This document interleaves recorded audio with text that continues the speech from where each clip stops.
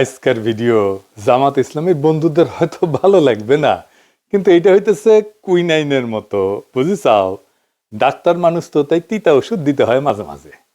এই নির্বাচনের পরে অনেকের মনে একটা হতাশা, জামাত কি আদৌ ক্ষমতা আসতে পারবে? আসলে কিভাবে পারবে? অনেকে কইতেছে ক্ষমতা আসলে জামাত কি করবে সেটা বলে, কিন্তু ক্ষমতায় যাইতে হইলে যা যা করা দরকার তা করে না। কথাটা খুবই মূল্যবান। এটা যারা বলতেছে তারা জামাতের শত্রু না, বরং তারা জামাতের বন্ধু।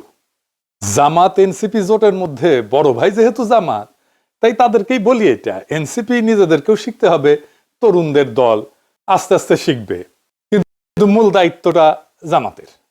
যদি এই জোট টিকে থাকে এবং এই জোট নিয়ে যদি তারা অগ্রসর হয়, তাহলে মূল দায়িত্বটা পালন করতে হবে জামাতকেই। সেই জন্যই এই এপিসোডটা মূলত জামাতকে নিয়েই বলা।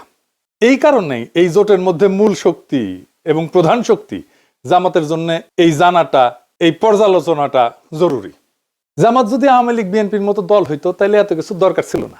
জামাত একটা পরিবর্তন চায় জন্যে, এবং জামাতে ইসলামী একটা ইসলামী দল জন্যে তার ক্ষমতায় যাওয়ার পথটা কুসুমাস্তীর্ণ না। আমি একটা ভিডিও করছিলাম ভোটের আগে, জামাতের কাফের সাগর আমির বলতেছি এই শিরোনামে, যে আমি কেন জামাত এনসিপি জোটকে সাপোর্ট করতেছি। আচ্ছা আপনাকে বলি, ধরেন আপনি নিজের বিবেক দিয়া বলেন তো, বাংলাদেশের সবচেয়ে বড় সমস্যা তো দুর্নীতি, লুটপাট, তাই না? কারা এটা থামাইতে সবচেয়ে বেশি কমিটেড? কার কমিটমেন্টে আস্থা রাখবেন? নিরপেক্ষভাবে বিবেককে কাজে লাগায় বলেন। বিএনপি বিএনপি একটা গভীরভাবে দুর্নীতিগ্রস্ত দল, চোর বাটপারে ভর্তি, 59% ক্যান্ডিডেট ঋণ খেলাপি, ব্যাংকে টাকা মারছে, আর কোনোদিন শোধ দিতে যেন না হয় তাই বিএনপির হয়ে ইলেকশন করছে। বিএনপির তার দলের চোর বাটপার ডাকাতদেরকে প্রোটেক্ট করতে হবে। জামাত এনসিপিতে কোনো দলের ভেতরে চোরকে প্রোটেক্ট করতে হবে না তো। এই লোকগুলো ভালো, সৎ, এনসিপির ছেলেরা তরুণ, এরাই হাসিনাকে হটাইলো, লড়াকু, আদর্শবাদী মানুষ, ভালোবাসে তাদেরকে। তো আপনি কারে সাপোর্ট করবেন? দেশের স্বার্থ যদি সবার আগে হয় তাহলে জামাত এনসিপি। জামাতের সংগঠন বিশাল, কি বিশাল বিশাল শোডাউন করলো, বেশিরভাগই শোডাউন হয়েছে বিএনপির চাইতে বড়। বাসে, ট্রেনে, লঞ্চে বাড়ি যাইতেছে, দাড়িপাল্লার স্লোগান দিয়ে দিয়া যাইতেছে। আবার শোনেন,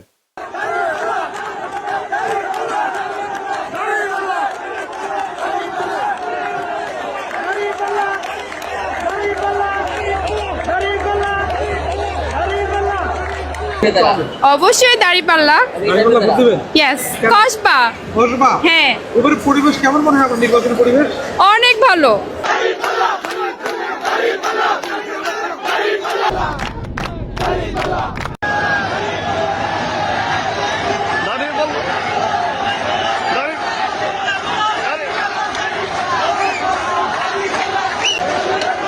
কি জোয়ার! কিন্তু ইলেকশনে জিতলো বিএনপি, ক্ষমতায় বিএনপি। কেন কেন জামাত ক্ষমতায় যেতে পারলো না? এটা বোঝার জন্য আমরা একজন ফরাসি পলিটিক্যাল সায়েন্টিস্ট, যিনি মধ্য এশিয়া, আফগানিস্তান এবং জিহাদি আন্দোলন নিয়ে বিশেষজ্ঞ, অলিভিয়ে রয় এর সাহায্য নেব। উনি দীর্ঘদিন অধ্যাপনা করছেন। আমি কলে একটা ক্লাস নিয়েছি সায়েন্স পথে, মাস্টার্সের, ফ্রান্সের টপ ইউনিভার্সিটি। এখন আবার আমার ক্ষুদ্র ভাতার ভগিনীরা কবে, দাদা আপনি আবার ক্লাসও নেন? নেই তো, আমার ইউনিভার্সিটিতে ক্লাস নেই, এমবিএ যেটি আমি পিএইচডি করেছি। এখন অবশ্য নাও লাগে না, দেশে গেলে তো মাস্টারি করে খাইতে হবে। হ্যাঁ, আমার ক্লাস করলে খারাপ লাগবে না করলে, আমি দেশে থাকতে গেলে এআইইউবিতে পড়াইতাম। যাই হোক, আবার আলোচনায় ফিরে আসি। তো অলিভিয়ার রয়ের সাথে দেখা করতে চাইছিলাম, যেহেতু ফ্রান্সে থাকে। খোঁজ নিয়ে জানলাম উনি এখনো বেঁচে আছেন, কিন্তু ফ্রান্সে থাকেন না, থাকেন ইতালির ফ্লোরেন্সে। পণ্ডিত ব্যক্তি। ওনার 3টা বইয়ের নাম বলি। দ্য ফেইলিয়ার অফ পলিটিক্যাল ইসলাম, আজকের আলাপ মূলত এই বইয়ের থিওরির উপরে। এইটার সাথে জামাতে ইসলামীর আন্দোলনকে কিভাবে ব্যাখ্যা করা যায়, আজকের আলাপ সেটা নিয়ে। ওনার একটা বই আছে গ্লোবালাইজ ইসলাম। এখানে উনি বলতেছেন যে গ্লোবালাইজেশন ইসলামকে এক ধরনের শক্তি দিচ্ছে, গ্লোবালাইজ ইসলামিক আইডেন্টিটি দাঁড়াইতেছে, কিন্তু আরেক দিক থেকে তার নিজস্ব ভূখণ্ডের ঐতিহ্যের সাথে তার সম্পর্ককে ছিন্ন করে দিতেছে, দুর্বল করতেছে, তাকে সংস্কৃতি থেকে আলাদা করে একটা বিমূর্ত গ্লোবাল আইডেন্টিটিতে পরিণত করছে। সেই কারণে রাষ্ট্র ক্ষমতা সেই বিমূর্ত গ্লোবাল আইডেন্টিটি প্রজেক্টকে পুরোপুরি ধারণ করতে পারতেছে না রাষ্ট্রটা। আর একটু বুঝাই বলি, সব ধর্মেই স্থানীয় ধর্মচর্চার একটা তরিকা থাকে, যেটা তার সংস্কৃতির খুব গভীরে প্রথিত থাকে। সেই চর্চাটা আবার অন্য দেশে চলে না। আমি ধরেন হিন্দু ধর্মের উদাহরণ দিই, ধরেন বাঙালি হিন্দুরা দুর্গাপূজা করে, তাই না? এটা কিন্তু অন্য এলাকার হিন্দুরা করে না। এইটা তার এই মাটির কালচারের মধ্যে আছে। এরকম ইসলামে এমন কিছু চর্চা আছে বাংলাদেশে, যেটা গ্লোবালি অন্য দেশে হয় না, অন্য দেশের মুসলমানরা করে না। আবার অন্য দেশের মুসলমানরা এমন কিছু চর্চার মধ্যে আছে যেটা আবার বাংলাদেশের মুসলমানরা করে না। তো এখন গ্লোবাল আইডেন্টিটি দাঁড়াইতেছে, কিন্তু স্থানীয় যে লোকজ স্থানীয় চর্চা, এইটা আন্তর্জাতিক যে ইসলামী পরিচয় এটার মধ্যে আর থাকতেছে না, থাকা সম্ভব না। তারা জানেও না যে এরকম একটা চর্চা আছে। আর ওনারা একটা বই আছে জিহাদ অ্যান্ড ডেথ, এইখানে যে জিহাদি অ্যাক্টিভিটিস বইলা যেগুলো চলে আর কি, এটা ধর্মের সাথে যুক্ত না, এটা আধুনিক পরিচয় সংকটের সাথে যুক্ত। এটা উনি দেখাইতেছেন। যারা ইসলামী উগ্রবাদী রাজনীতিতে আসতেছেন তাদের বেশিরভাগই আধুনিক সেকুলার শিক্ষায় শিক্ষিত। কেন এমনটা হইতেছে সেটা বুঝতে হলে এই বইটা পড়তে হবে। এটা একটা রেফারেন্স বই। আপনি এই বইটা পড়লে হোলি আর্টিজানের ঘটনা ব্যাখ্যা করতে পারবেন। অলিভার রায় তার ফেইলিয়ার অফ পলিটিক্যাল ইসলামে এবং গ্লোবালাইজ ইসলামে যা যা বলছেন তা দিয়ে জামাতের বাংলাদেশে ইসলামী আন্দোলনের সমস্যাগুলোকে এবং আগামী পথ চলার রাস্তাগুলোকে কিভাবে ব্যাখ্যা করা যায় সেটা আজকে দেখব। রয়ের মূল কথা ছিল ইসলামপন্থী আন্দোলন রাজনীতিকে দেখতেছে একটা নৈতিক মিশন হিসেবে, একটা মরাল মিশন হিসেবে, কিন্তু আধুনিক রাষ্ট্র চলে ক্ষমতার হিসাব দিয়া। ইসলামী আন্দোলন দেখেন নৈতিক মিশন হিসেবে, কিন্তু আধুনিক রাষ্ট্র চলে ক্ষমতার হিসাব দিয়ে। এই দুইটার দ্বন্দ্বই ইসলামী দলগুলোকে ক্ষমতা আসতে বাধা দেয়। রাষ্ট্রের টিকে থাকতে হলে দরকার কি কি? প্রশাসন দরকার, শক্তির ভারসাম্য দরকার, জোট ব্যবস্থাপনা দরকার, বাস্তব কৌশল দরকার। কিন্তু কেউ যদি শুধু নৈতিক ভাষায় রাজনীতি করে আর অন্যরা কৌশল নিয়ে করে, তাহলে নৈতিক দল পিছায় পড়বে। তাই হইতেছে। এখানে রয় যে সমস্যার কথা বলছেন তাকে তিনি বলতেছেন ওভার আইডিয়ালাইজেশন, অর্থাৎ অতিরিক্ত মতাদর্শিক কঠোরতা, আদর্শগত বিশুদ্ধতা, ইডিওলজিক্যাল পিউরিটি। এটা ধরে রাখতে গিয়া বাস্তব রাজনৈতিক সমঝোতা কঠিন হয়ে যায়। এটারে রয় বলছেন নৈতিক বৈধতা বা মরাল লেজিটিমেসি। ইসলামিস্টরা মরাল লেজিটিমেসি বা নৈতিকতা ধরে রাখতে গিয়া রাজনৈতিক কার্যকারিতা হারায় ফেলে, মানে পলিটিক্যাল এফেক্টিভনেস হারায় ফেলে। সে মরাল লেজিটিমেসি ধরে রাখে কিন্তু পলিটিক্যাল এফেক্টিভনেস হারায় ফেলে।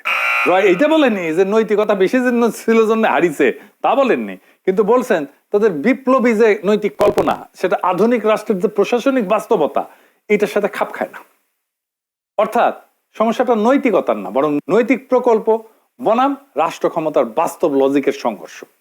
ধরেন ইসলামী দল যদি একটা গাছ হয়, খাড়া আর শক্ত গাছ হয়, আর রাষ্ট্র ক্ষমতা যদি ঝড় হয়, তাইলে ঝড়ে তো গাছ থেকে কাইট হইতে হবে, তাই না?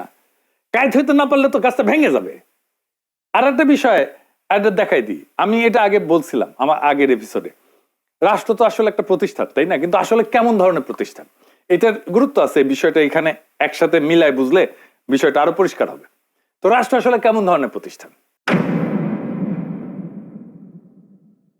মার্কস ভেবার উনি বলছিলেন যে, শুনছেন আমি আমার মেলা এপিসোডে বলছি, উনি বলছেন যে রাষ্ট্র হইতেছে বৈধ শক্তি প্রয়োগের একচেটিয়া প্রতিষ্ঠান। বৈধ তার মানে রাষ্ট্র মানে পিটানির ক্ষমতা, বৈধ পিটানির ক্ষমতা। তার হাতে আছে পুলিশ, আমলাতন্ত্র, গোয়েন্দা কাঠামো, আইন প্রয়োগ ক্ষমতা, সবই জোর খাটানোর কিন্তু বিষয়, জোর খাটানোর ঘটনা। রাষ্ট্র তার সার্বভৌমত্ব প্রয়োগ করে, জোর খাটায়, বুঝায়, নসিহত করে, কিন্তু তার ক্ষমতা প্রয়োগ করে না, সে জোর খাটায় প্রয়োগ করে। আপনি না মানলে আপনারা জেলে ঢুকাবে, আপনি না মানলে আপনারা পিটাবে। সেই জন্য রাষ্ট্র একটা নিরপেক্ষ নৈতিক মেশিন না, এটা একটা শক্তির কাঠামো। আপনি যদি একদম আদর্শবাদী অবস্থানে যান, সব দুর্নীতিবাজকে শাস্তি দেব, দলীয়করণ বন্ধ করব, তাইলে আগে থেকে রাজনৈতিকভাবে যে বিন্যস্ত রাষ্ট্রযন্ত্র আপনার বিরুদ্ধে কাজ করা শুরু করবে। তাই হয়েছে। গ্রামসি বলছিলেন ক্ষমতা আসে হেজিমনি থেকে। হেজিমনি মানে কর্তৃত্ব, নৈতিক কর্তৃত্ব। এই কর্তৃত্ব আসে দুইটা জিনিস থেকে, জনসম্মতি আর বল প্রয়োগ। হাসিনা পালাইলো কেন? কারণ তার বল প্রয়োগের খুব কার্যকর মেশিনারি ছিল, কিন্তু জনসম্মতি ছিল না। উনি বলেন যে রাষ্ট্র ক্ষমতা টিকে থাকে দুই পায়ে দাঁড়ায়। একটা হচ্ছে বল প্রয়োগের ক্ষমতা, আইন, পুলিশ, নিরাপত্তা, প্রশাসনিক বল, আর কনসেন্ট বা জনসম্মতি, সামাজিক সম্মতি, ন্যারেটিভ, সাংস্কৃতিক গ্রহণযোগ্যতা, জোট ইত্যাদি। শুধু শক্তি বা বল দিয়ে টেকা যায় না, আবার শুধু নৈতিক আবেদন দিয়ে টেকা যায় না। টেকসই ক্ষমতায় থেকে থাকার জন্য দুইটাই লাগে, এই দুইটা ব্যালেন্স লাগে। তাহলে রাষ্ট্র যে বল প্রয়োগের যন্ত্র, সেটার সাথে ইসলামপন্থীরা কিভাবে ডিল করবে? ক্ষমতায় যাওয়ার আগেই পুলিশ, প্রশাসন, রাষ্ট্রের ইনস্টিটিউট এদের সাথে কিভাবে ডিল করবে? ক্ষমতায় যাওয়ার আগে তিনটা খুব স্পষ্ট জিনিস লাগে। মরাল লেজিটিমেসি বা নৈতিক বৈধতা তো লাগেই। একটা দল নৈতিকভাবে গ্রহণযোগ্য হইতে হয়, তাদের একটা কমিটেড বেস থাকতে হয়। জামাত এনসিপির সেটা আছে, প্রায় 40% মতো একটা শক্ত সমর্থন আছে। 2 নাম্বার হইতেছে ইলেকটোরাল ভায়াবিলিটি। যেমন ক্ষমতায় যাইতে আমরা দেখতে পারতেছি যে 50%-এর বেশি ভোট লাগে। এর মধ্যে আছে সুইং ভোটার আছে, আরবান মিডল ক্লাস আছে, খুবই দরিদ্র ভাসমান লোক আছে, বিজনেস কমিউনিটি আছে, আন্তর্জাতিক সংস্থা আছে, আন্তর্জাতিক সম্প্রদায় আছে। এইটা জনসম্মতির আর একটা কিন্তু গভীরতর সংস্করণ। শুধু নৈতিক সমর্থন না, প্রশস্ত একটা রাজনৈতিক সামাজিক ব্রড বেজ একটা সামাজিক গ্রহণযোগ্যতা লাগে ক্ষমতায় যেতে হইলে। এই ব্রড বা প্রশস্ত সামাজিক গ্রহণযোগ্যতা আছে কিনা সেটা আমরা পরে দেখব। 3 নাম্বার হইতেছে গভর্নিং ক্রেডিবিলিটি, বা ক্ষমতায় যায় টিকে থাকতে পারবে কিনা। সেটা বলতে কি বোঝায়? তার প্রশাসনিক দক্ষতা আছে কিনা, অর্থনৈতিক স্থিতিশীলতা আনতে পারবে কিনা, আন্তর্জাতিক সম্পর্কে ব্যালেন্স রাখতে পারবে কিনা, যে রাষ্ট্রীয় নীতিগুলো আছে সেই নীতিগুলোর ধারাবাহিকতা রাখতে পারবে কিনা। এটাই রাষ্ট্র ক্ষমতার বাস্তব লজিক। তো এই রয় বলতেছেন যে ইসলামপন্থীরা খুব স্ট্রং আইডেন্টিটি বেস বানাইতে পারে, কিন্তু আধুনিক বহুত্ববাদী সমাজে ব্রড কোয়ালিশন, একটা ব্যাপক ভিত্তিক কোয়ালিশন না বানাইলে ক্ষমতায় যাওয়া কঠিন। ইসলামপন্থীর একটা মরাল ক্ল্যারিটি থাকে, খুব চমৎকার। নৈতিক বৈধতা, মরালি সতের একেবারে চূড়ান্ত সৎ, কিন্তু সোশ্যাল রিচ সীমিত হয়ে যায়। এইখানে কোয়ালিশনটাকে এক্সপান্ড করা ছাড়া ইলেকট্রাল ব্রেক থ্রু বা ইলেকশনে জিতে আসা সম্ভব হয় না। এই মরাল লেজিটিমেসি যেটা আছে সেটা রাজনৈতিক কার্যকারিতায় রূপ নিচ্ছে না। এটাকে